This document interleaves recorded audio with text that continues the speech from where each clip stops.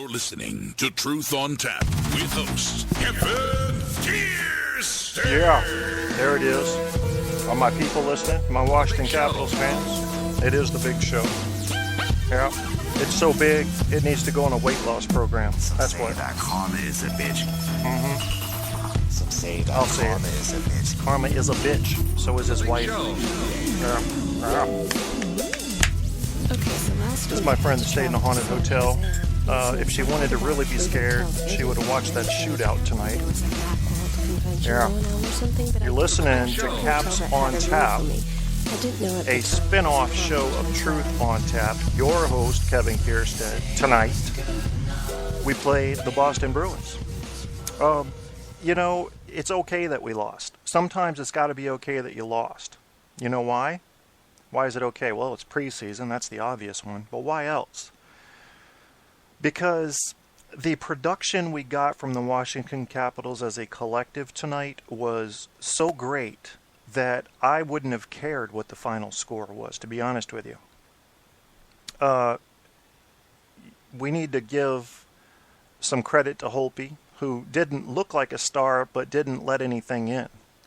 We do not need to attack Grubauer. He did well. A good goal is going to stop 9 out of 10. He did that. We got to see some of our youngins really step it up tonight, didn't we? Now, I warned you in the last show, you got to watch out for a Tom Wilson. Watch out, because he's young, but he's going to come out firing. Everybody knows that. That doesn't mean that that fire is going to last, okay? Doesn't mean it. That fire almost invariably will fail. It tends to soften over time. Now, he may maintain the passion, but he's going to lose some of that fire. So don't count on that high level of performance. You know, Locker said tonight that he thinks that Wilson made the team. I can probably agree with that. I'm a little leaning more toward the caution side, but I can probably agree with it. Because no matter what happens, Wilson is NHL material. He's coming in. But don't think you're going to see this all the time. I don't think that's a safe bet yet. Possible, yes. I'm not going to rule it out. Not quite a safe bet yet. People stepping up and showing that they're ready. You know, old stars coming in, Brouwer, showing that they've still got what it takes and that they're not going to slack up. OV doing what he does in pretty typical fashion in the second period with a simple skate into the glass, not a check or anything, but he was speeding to get to the puck. He cracks the glass in half. That's the kind of man OV is. That is par for the course for Ovechkin. And by the way, my fellow Capitals fans, we're going to occasionally talk on this show about hockey rules, about proper pronunciations. I want to make us a smarter fan base if you're going to listen to this show. Let's do one real quick. And these will just be little points on the side here and there. It'll give you a little edge in conversation if you like to talk about hockey. I didn't say I was the expert, never did. I have been a fan since 1974. I was 2 years old. You can do that math.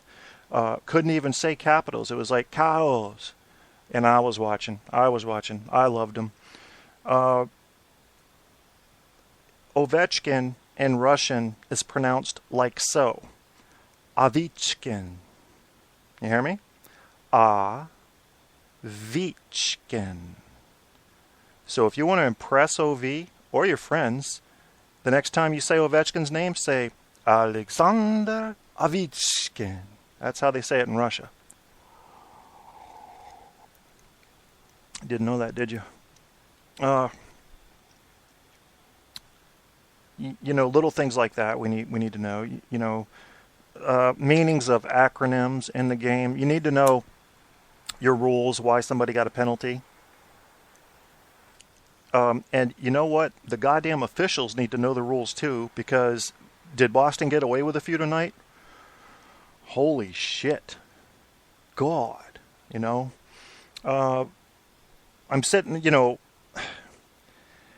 Volpatti did the right thing, first of all, to get the cross-checking penalty. He had to go after who was it? Dougie Hamilton from Boston? I think it was Dougie Hamilton that hit Tom Wilson. Now, Hamilton left his skates, A, and used his elbow to the head, B.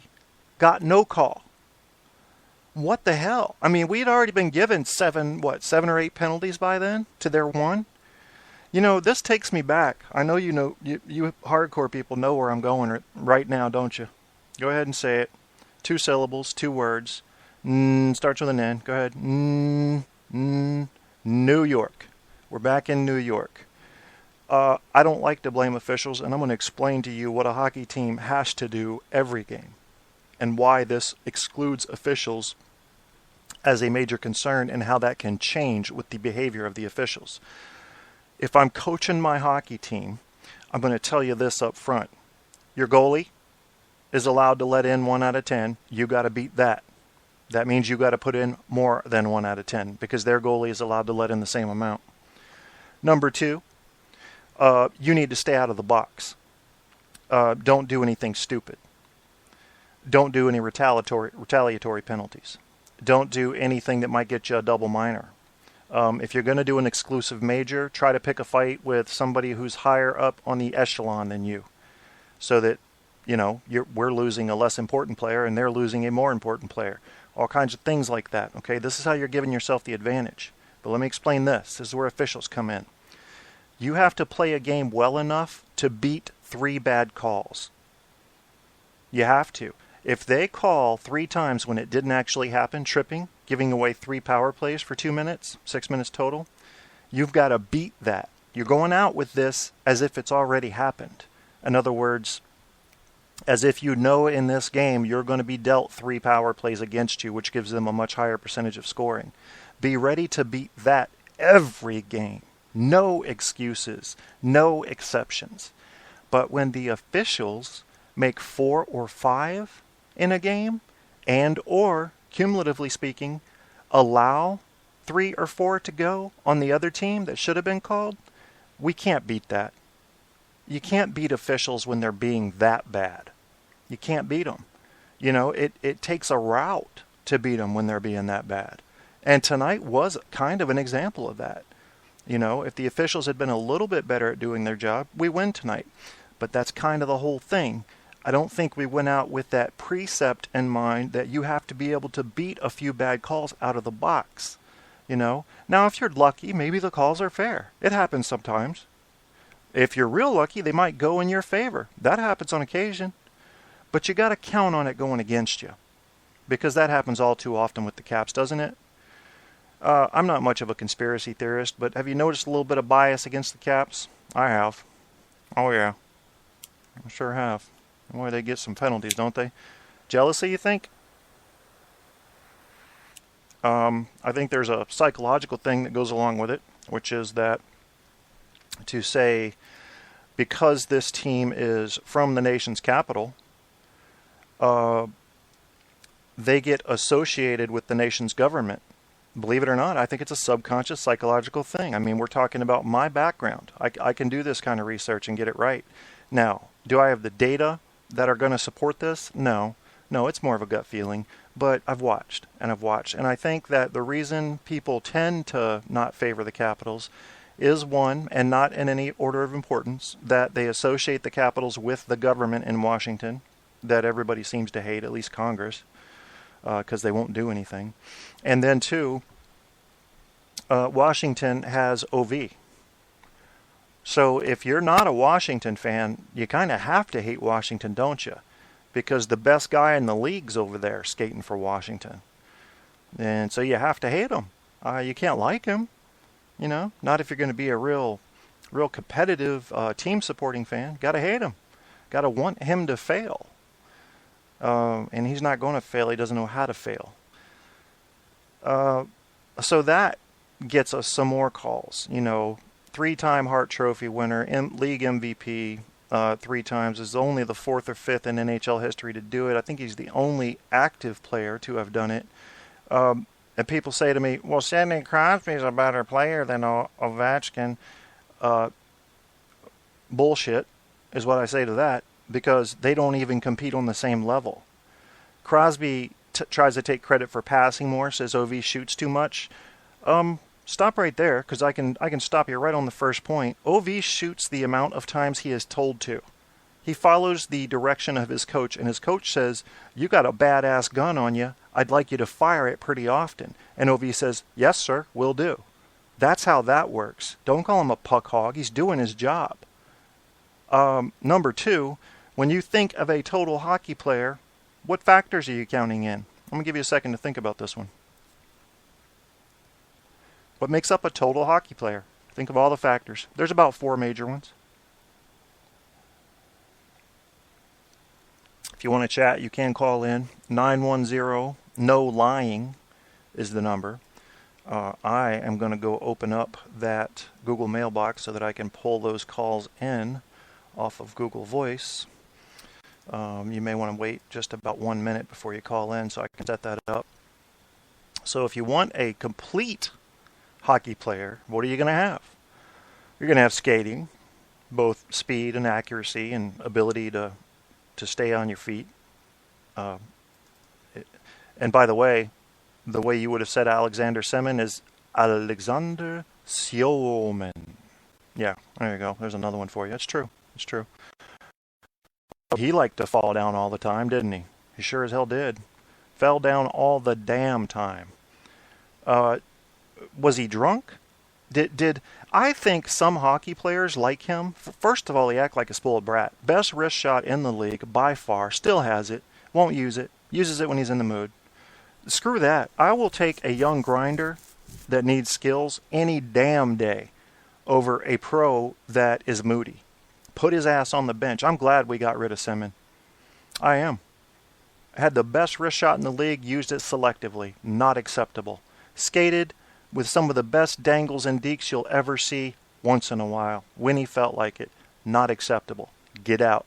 Give me somebody in here who comes to play every single game. That's what I want to see. I've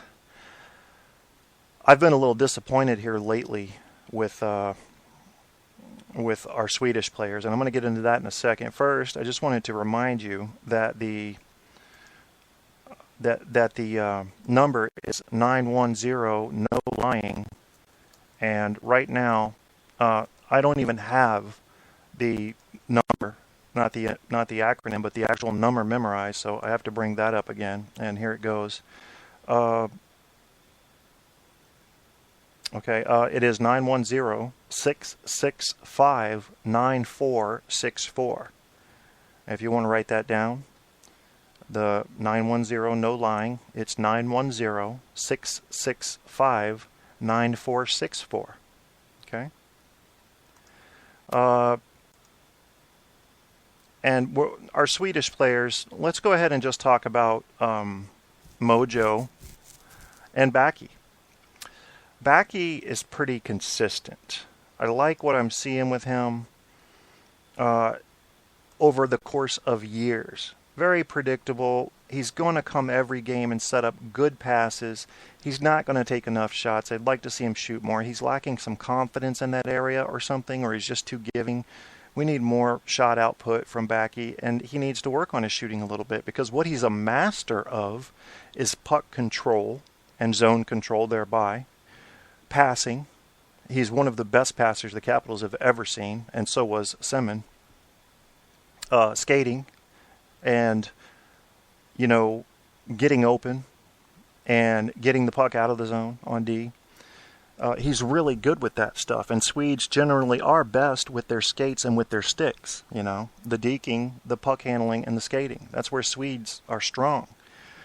They might not be so strong on roughing it up, on getting the big body hits in there, on necessarily scoring the hard goals, the grinder goals, the ones where the garbage goals where you got to hang out in front of the goaltender. So I've been a little disappointed. And another thing about Mojo is he has insane levels of speed, and like an Alexander Semin, he'll use it once in a while, very rarely. That's not making me happy. I don't like that at all. It's a bad work policy. Anybody know what's going on? If you want to chat with me, I can get the text chat up. You can pull me up on your multi-platform chat, app, or if you have Google Talk, pull that up. And I am Mr.Kevin.Kierstead. That last name's Kierstead.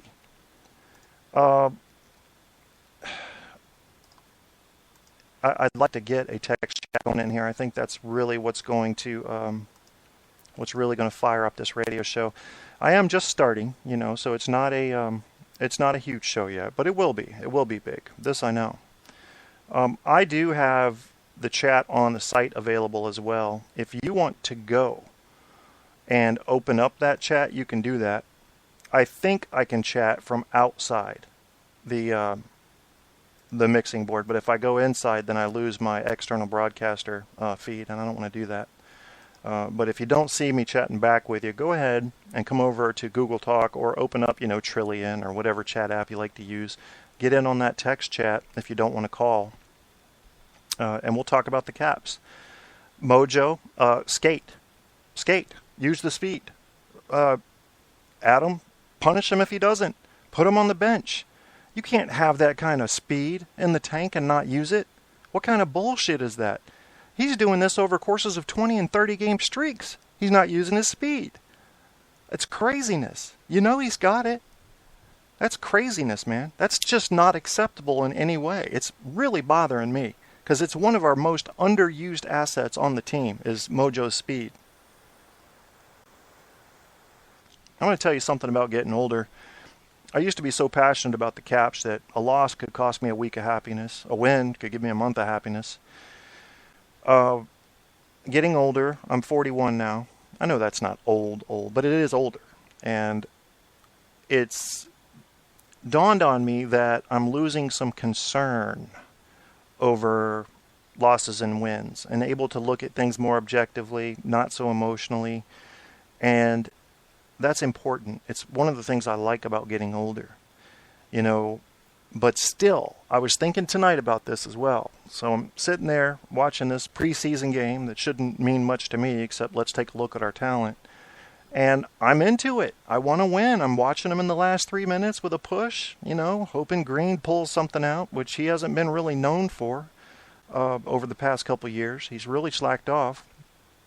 Hoping that one of the newbies gets another. They were doing good tonight. Hoping they tap one in.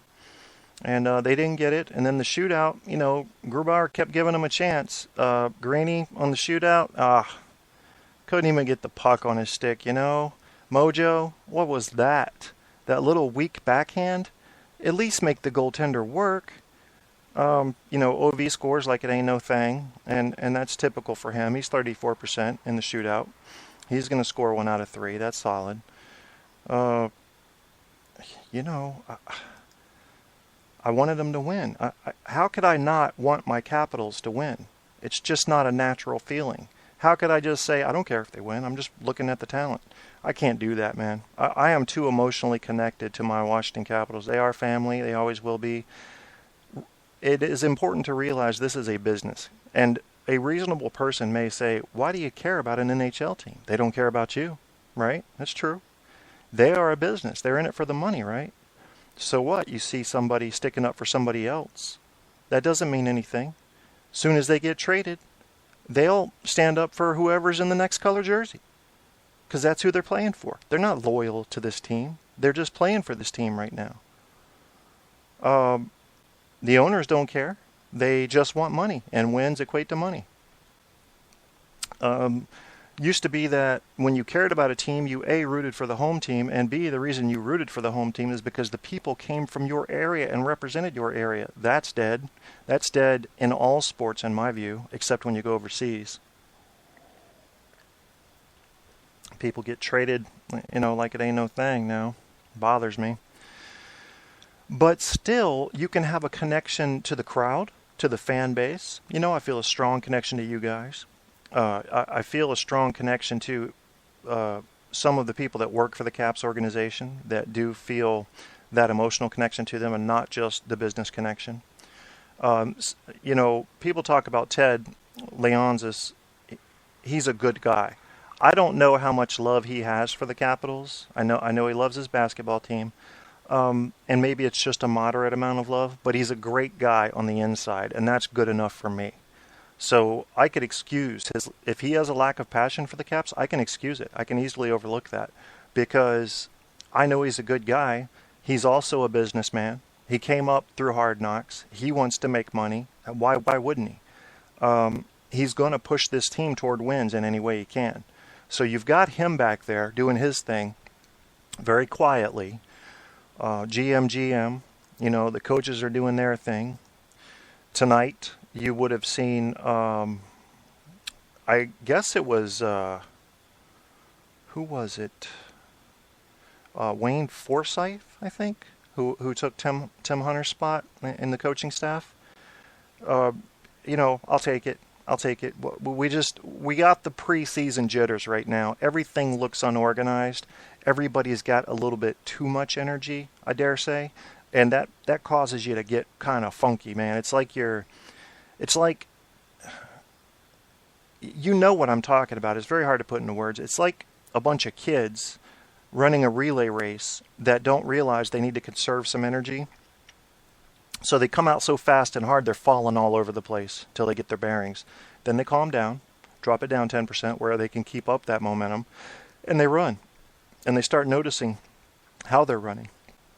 And they start running better. And they start making their hurdles. And they start working together. And, they don't really do that in tracks. But it was a bad analogy. But you understand what I'm saying.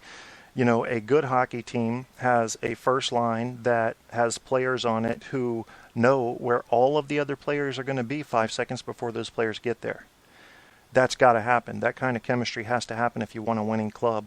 This line shuffling that they keep doing, I can understand making adjustments if the other team is making adjustments. And I can understand making adjustments once per game.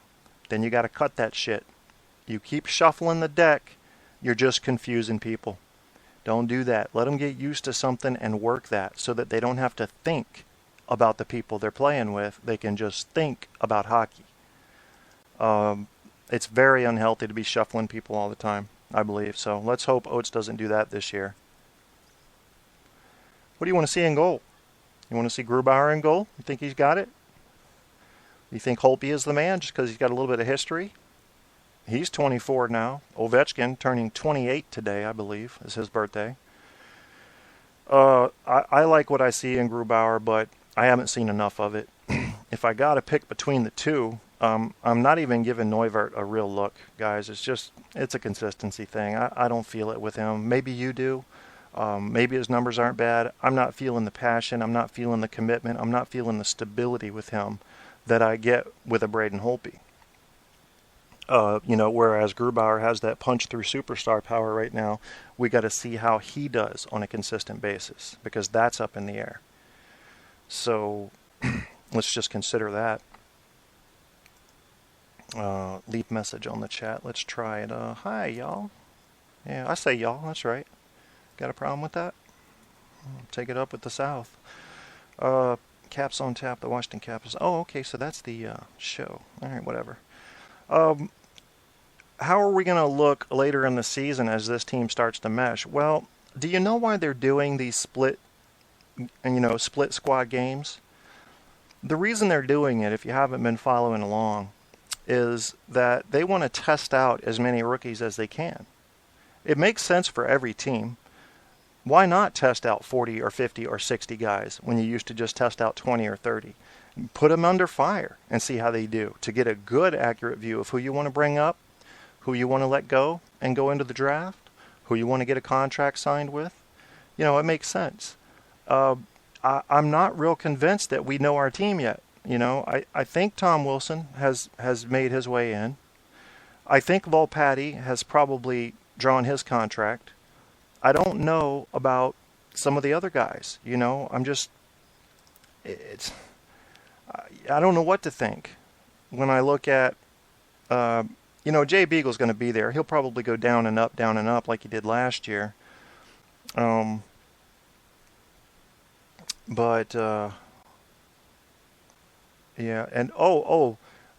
what about Weller? Now, if you have a new kid that is doing well in one game, you also have to be careful there.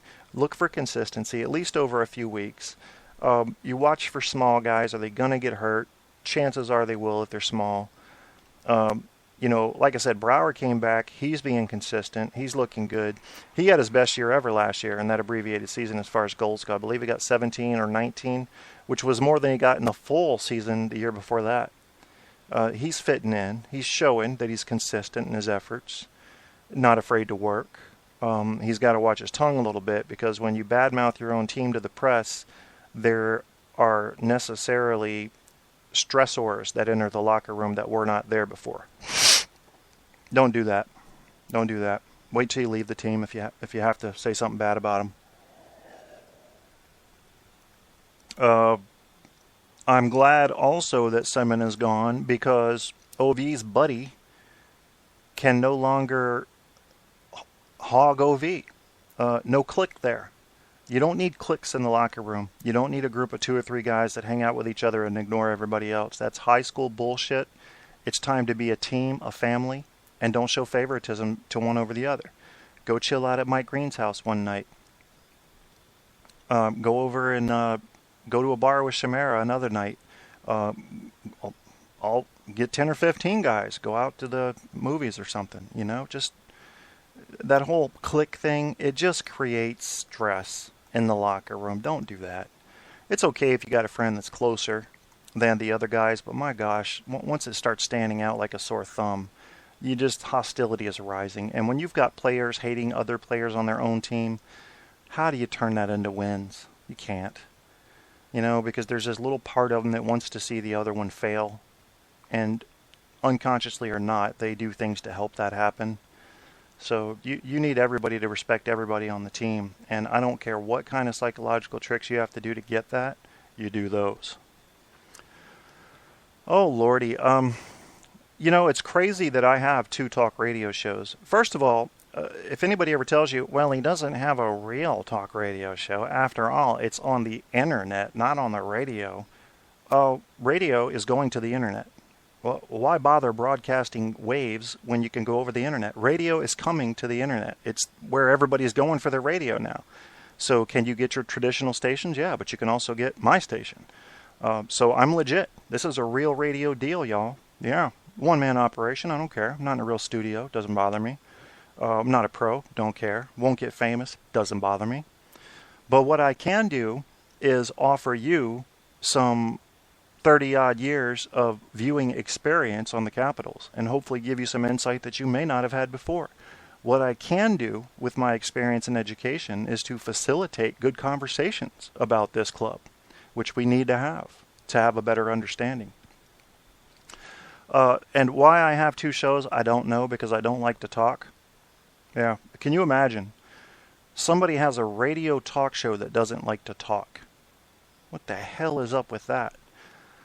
I guess for me, it's just because there's a bit of a romantic attachment to the radio as a medium for me. I like it. I find there's a little bit of imagination required on the listener's part, and I believe employing the imagination while giving some clues away, like pitches of the voice and whatnot, is just a beautiful thing. And ever since I was a kid, and back in high school, I used to call the local radio stations all the time and do voice impersonations.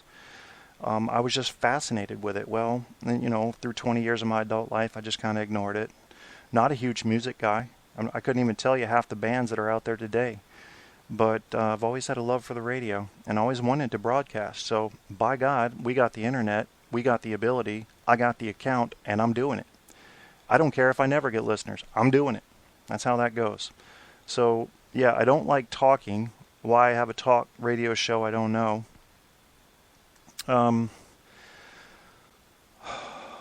My computer is not always known to be perfect, and I'm an IT guy. I have many, many years of experience with computers. I worked for Gateway in tech support and IT. To give you a snapshot, I was a lead electronics instructor at a career school here in Virginia known as Tidewater Tech.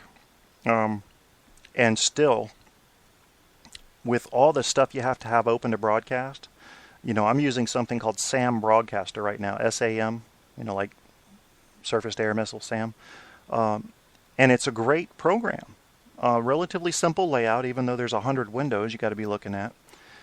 And because I don't have something called stereo mix on my computer, because it started not getting included with certain versions of Windows and BIOSes and whatnot, I have to use something called virtual audio cables. So what you end up with is spaghetti, at least figuratively speaking, of cables going every which way in your connection boxes here on the computer.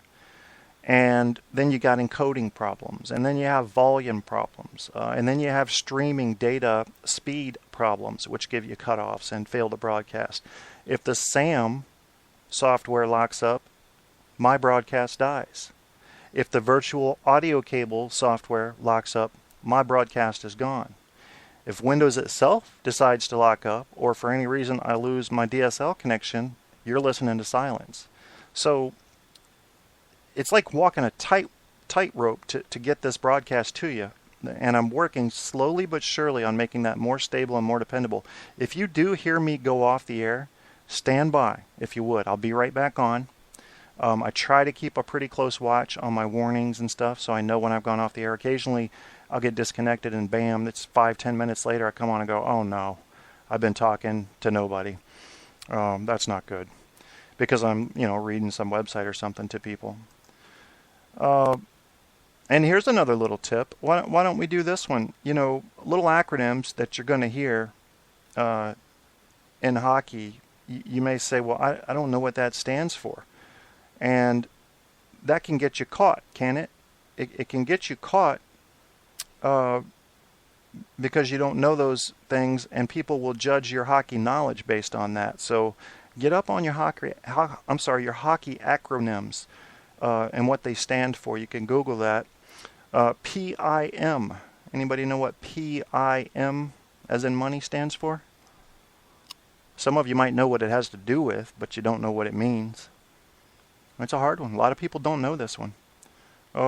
Penalty something minutes. Is that what it is? There's actually an argument. Some say penalty infraction minutes. Some say penalty in minutes.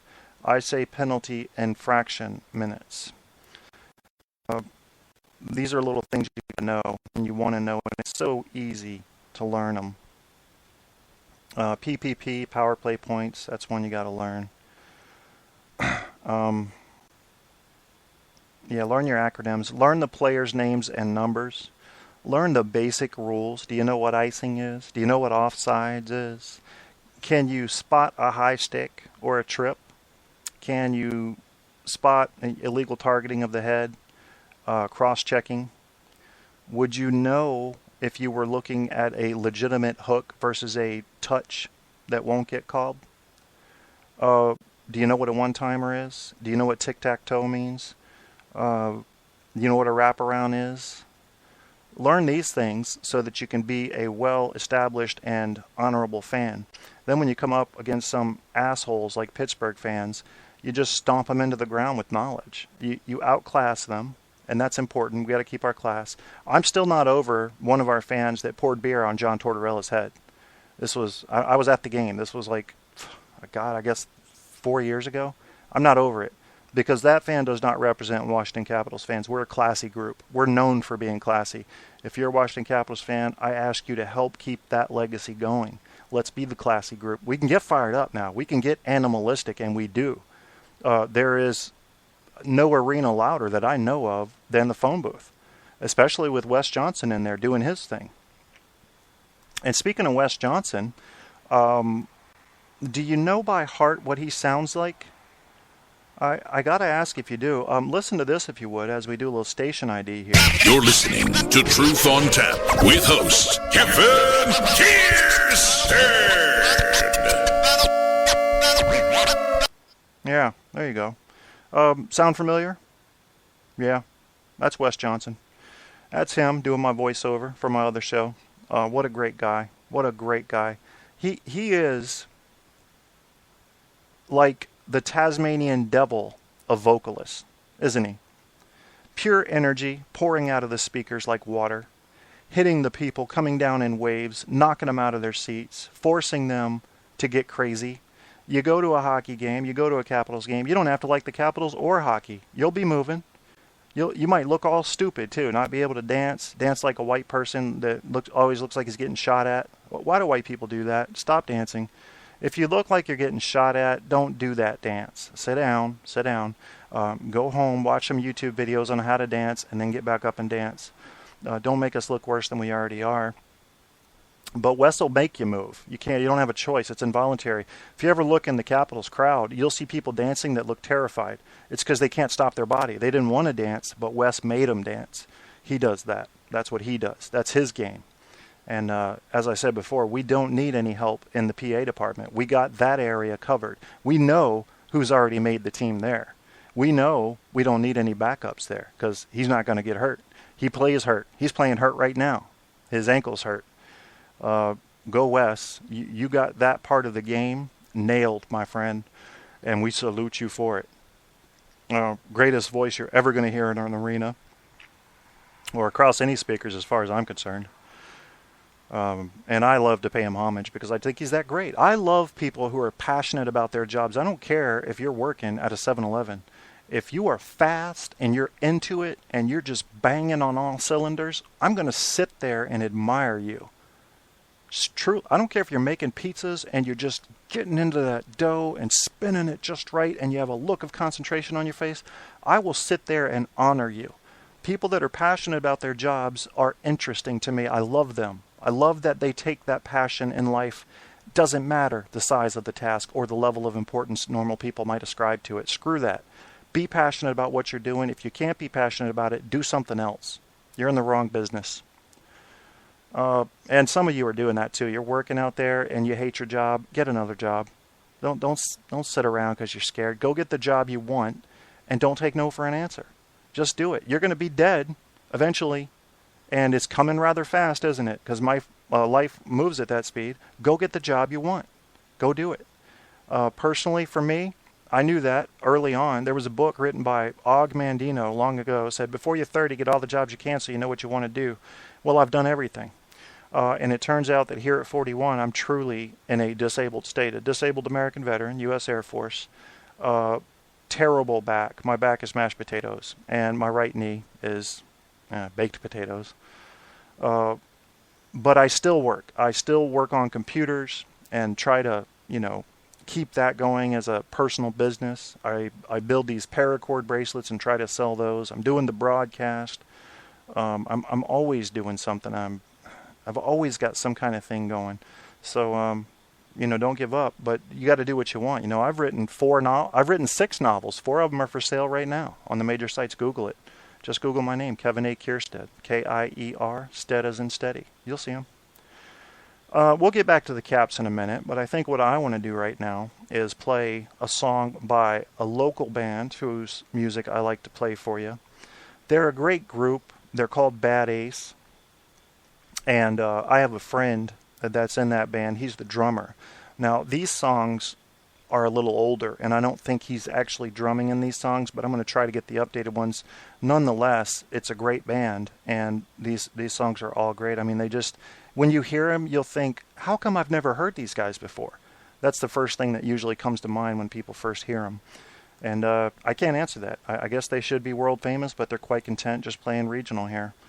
Let's do Falling Faces, because I haven't done that one in a while. Plus, I just like the name of it.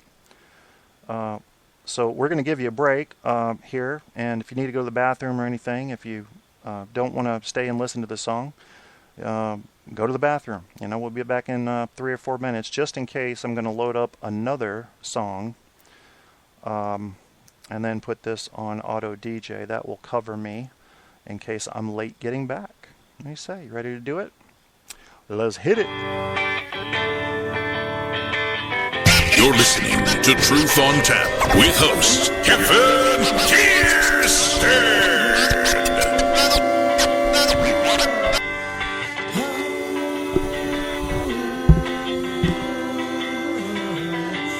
I sleep these nights up next to falling faces off the wall, and I creep these hallways under tears of cried for you.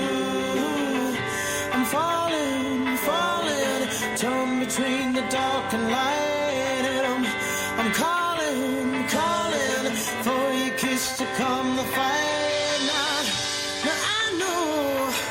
It's a little too late for fantasies, but I've always dreamed you'd be the one for me. Now I see it's another lonely night for dreaming, yeah. I'll not be free, 'cause I never was a true believer. I want you to know I was better off dreaming anyway. I'm no longer waiting outside for you today. My, it's another lonely night for dreaming, yeah. So don't tell me you can find another friend to fill you down, child. No, just leave me. I was never anyone to care about. Now I'm crawling on another bedroom floor for sand. And I'm stealing and feeling these blackened eyes will never see again. I want you to know I was better off dreaming anyway. I'm no longer waiting outside for you today or any other day. My, and there's not much to say. When I was thrown out your door, don't even know what I was begging for. My, it's another lonely night for dreaming.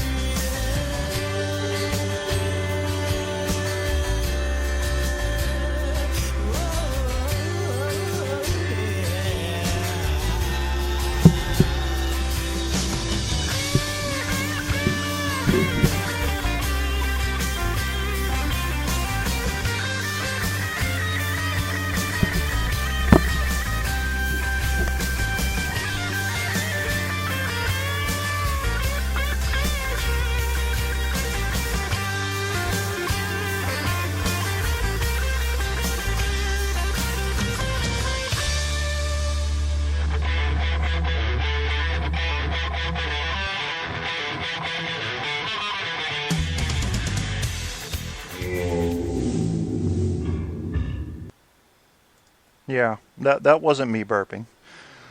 Didn't want you to think You're that. listening to Truth on Tap with host Kevin Kirsten. Yep. Tell you what, we're not getting a whole hell of a lot of interaction here tonight. It is the preseason. I don't feel like we talked about everything we need to talk about. But I'm in the mood to go do one of my Truth on Tap episodes where I can talk about anything I want. And I know that you're focused on the Caps if you're listening to this show, so I don't want to do it here. I'm going to go ahead and call this the end of the show, and I would like to encourage you to please let me know if you want this show to go on, because this is a pilot, and if I don't get at least a few hundred people coming in and saying, yeah, let's keep it going, on all the other post-game live shows, it's hard to get in, isn't it? It won't be hard to get into my show. You can get on here and talk and listen to what real fans are thinking. We don't have an angle. I'm not trying to sell you anything. I might try to sell you some of my books, but I'm not trying to sell you anything from the Capitals or the NHL standpoint. So please go to the Facebook page for the Truth on Tap show and tell me how you feel about Caps on Tap, okay? Facebook.com is the website / Truth on Tap show. Don't forget the show. www.facebook.com / Truth on Tap show. Just like that. And go ahead, you can send me messages, you can post on there, like the page if you would, and let me know if you want to keep going with this. I think it can be a lot of fun. I become very passionate, even though, like I said, I'm getting older and calming down a little. Especially toward the end of the season, but even when the regular season starts, I'm just fired up. You're going to like it. You're going to like what you hear. And I'm probably going to do it regardless, but I still need to hear some feedback. What do you want to see? What are you not liking? Do I drift off topic too much? I'll try to accommodate you while maintaining my broadcast freedom. Maybe you'll decide you want to broadcast a show, that you can do it better than me. That's cool. That's cool. I'll help you through it if you want. Just if you want to ask me any tips, to help you set up your servers and do all that and run some test broadcasts to see if you got what it takes. For me, having what it takes means just being able to talk about something you're passionate in. There, you got it. You know, obviously voice doesn't mean that much, or Fran Drescher would have never been known. All right, well, don't worry about your voice. If you've got a fear of public speaking, you can go on my show's page at blogtalkradio.com, Truth on Tap, and I can help you beat your fear of public speaking in 30 minutes flat. I'll knock it out for you. It'll be gone. Because I'm that good. You know, got a huge background in English writing, psychology, and electronics. It's kind of a crazy mix, but it works very well for today's world. Very well. Happy with what I decided to study in life. Very happy. All right. Well, we're getting ready to go here, and this will just remind you of what you've been listening to. You're listening to Truth on Tap with host Kevin Kiersten. I want to thank you for tuning in. Please do go to the Facebook page, and I hope to see you after the next Washington Capitals game. Peace.